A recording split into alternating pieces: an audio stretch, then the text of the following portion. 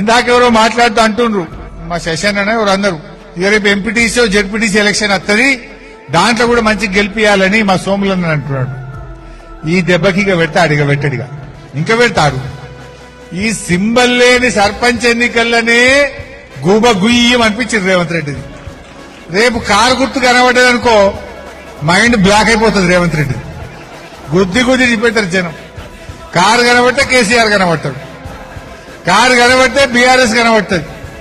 రేపు నాకైతే నేను అనుకుంటున్నా ఈ సర్పంచుల దెబ్బకు ఈ 4,000 సర్పంచులు బీఆర్ఎస్ గెలిచినాక ఇంకా Revanth Reddy MPTC ZPTC election పెట్టే ధైర్యం చేస్తాడని అయితే నేను అనుకుంటలేను. ఎంత పోతాడు ఇక పెట్టాడు, ఏడాది 2 ఏళ్ల దాకా పెట్టాడు, అసలే పెట్టాడు. ఇక నాకైతే ఒకటే ఆయనకు ధైర్యం జాలుతుందని నేనైతే అనుకుంటలేను. కొద్దిగంత అకలున్నాయి, అర్థమైపోయాయి. అన్నం ఉడికిందా లేదా చూడనీకి ఒక మెతుకు ముట్టుకుంటే చాలు. జనరల్ గా 90% గెలవాల్సిన కాంగ్రెస్ 50% లోపే పరిమితమైందంటేనే ఇవాళ అర్థం చేసుకోవాలి.